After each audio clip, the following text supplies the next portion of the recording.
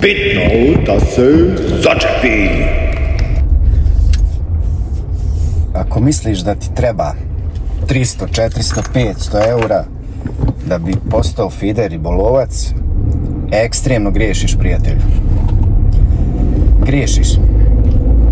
Apsolutno ti ne treba ogromna svota novca da bi počeo da se baviš feeder ribolovom. Otprilike treba ti maksimalno jedno 100 eura. Ne treba ti ni toliko ako ćeš kupovati neke, na primjer, kineske štapove. Treba ti možda jedno 60.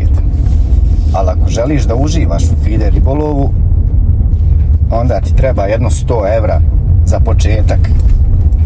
I da bio odličan ribolovac, ne treba ti više para.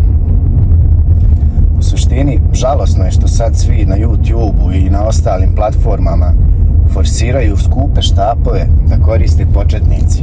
To je ludost. To je maksimalna ludost. Ne znam kako bi ti rekao drugačije. Glupo i nemoj to da radiš. Ako se nisi bavio feeder ribolovom nikad, nemoj kupovati skupe štapove. U nastavku videa, tačnije u nastavku ove epizode broj 2, pokazat ću ti koji štap otprilike možeš da kupiš za malo para, ako je savršen. Iz svog ribolovačkog iskustva, koje nije maleno, polomio sam mnogo štapova, i skupih i jeftinih. I uglavnom polomio sam ih sa svojom greškom. Ne zato što sam zabacio i štap je puko, već zato što sam fizički ga oštetio. I to je jedini razlog zašto mi je pucao štap. Naprimjer, sad sam trenutno u fazi da se polonije sa štapom, ne znam, od 5 do 15 grama mogu zabaciti hranilicu od 80 grama. Kad dođeš u tu fazu, onda znaš da si naučio zabacivati. Ali pointa videa nije to, već da ti pokažem koje štapove, nebitno je marka, firma, jačina, dužina, to ću ti sve pokazati u ovom videu, u nastavku videa. Za sutrašnju epizodu broj 3 idem direktno na vodu gdje ću vam konkretno pokazati stvari o kojim pričam. Tako da svima svega i ostanite uz video i bitno da se začepi. Mnogi od vas govore da je feeder ribolov za penzionere. Pa iskreno ovim videom želim da ohrabrim mnoge penzionere da pokušaju da se bave feeder ribolovom. Primjer, strastveni sam varaličar cijeli život i plovkaroš. I znam da me poslije feeder ribolova 2 dana boli sve živo. Ruke, leđa, noge, sve. A dok bacanjem varalice mogu da bacam 2 dana i da sutradan idem na posao bez problema.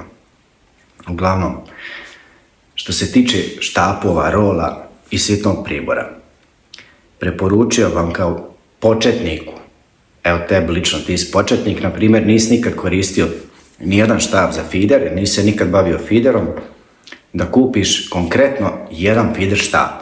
On nije najbolji, ali je najbolji za tebe. A to je Daiwa 3 Force. Ima u dužini od 3 metra, 3,30, 3,60 i 3,90. Od 0 do 80 grama, od 0 do 120 grama i od 0 do 180 grama. Moj prijedlog ti je kao početniku da kupiš 3,6 metara, baš konkretno taj štap. Gramaže bacanja od 0 do 120 grama. To je malo jači štap, otporan je, izdržljiv, lijep je štap i ekstremno je jeftin. Taj štap košta od 40 do 42-3 eura. Što se tiče mašinica, ukucaj na internetu, neću nikog da reklamiram, ukucaj na internetu jednostavno mašinice za feeder ribolov do 50 eura i izbacit će vam 300. I onda ako ne možeš da kupiš online, odeš u prvu ribolovačku radnju blizu sebe, pitaš prodavača gdje se nalaze feeder role i kupiš tu koja ti se svidla. Kao početnik nemoj da bacaš puno para na feeder štapove, to je jedino bitno. Zašto? Zato što ćeš ga slomiti 100%. 100.000% lomiš štap. Kupuj jeftinije štapove, ali isto tako nije tvoja preporuka da kupuješ sa Temua štapove. Naprimjer, možeš kupiti dobre role na Temu, ali štapove nemoj kupovati na Temu, zato što su loši. Kupi ovaj štap što sam ti rekao i neće se zezniti. I ja imam isti i koristim ga i savršen je štap. Što se tiče rola, znači role kupuj isto jeftine, nemoj preskupe. Njih možeš kupiti na Temu da te služe jednu sezonu bez problema dok ne naučiš da barataš sa feeder ribolovom. Kad naučiš, onda kupuješ ozbiljnije i štapove i role. Drugo, treba ti jedan najlon, na primjer 0,22, brzo tonući. Ima na svakom najlonu, piše zašta je i te brzo tonući obično piše feeder najlon. Kao podvez, nemoj koristiti debele podveze. Najdeblji da bude 0,16. Koristi na primjer 0,12 ili 0,14, a ako biraš udice, koristi na primjer 14. Udica u veličini 14. Za početnike je dobra Gamakatsu 2210B u veličini 14. Označit ću ti ovdje gore da vidiš kako izgleda.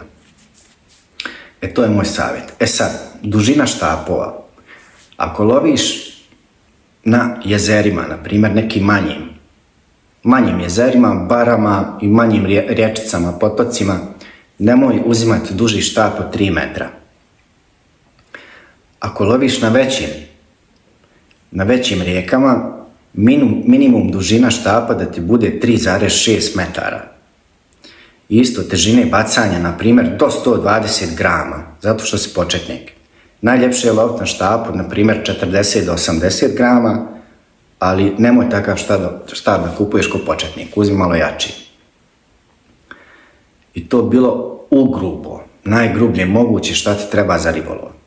Znači, treba ti jedan štap, rekao sam ti koji, treba ti jedna mašinica da bude u veličini 4000, najmanje, ali uglavnom 4000 do nekih 30-40 metara zabacivanja. Možeš i dalje, naravno, ali to je neka ideala. 3,6 metara i mašinica da bude 4000 veličine.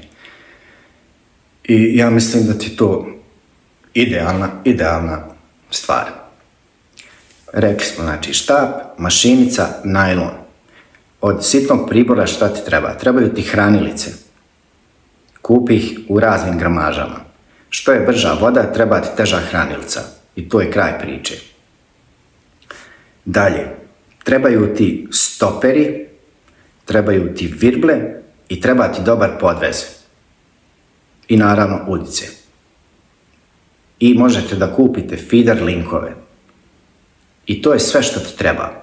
Znači, u 100 evra bukvalno možeš da se opremiš i da loviš na feeder ribolovu. Sutra za epizodu broj 3 idem direktno na vodu sa Mirzom i tamo ću vam pokazati sve što se kaže uživo. Eto, bistro, svima svega i bitno da se začepi. I ako se svidio ovaj video, zaprati. Ćao!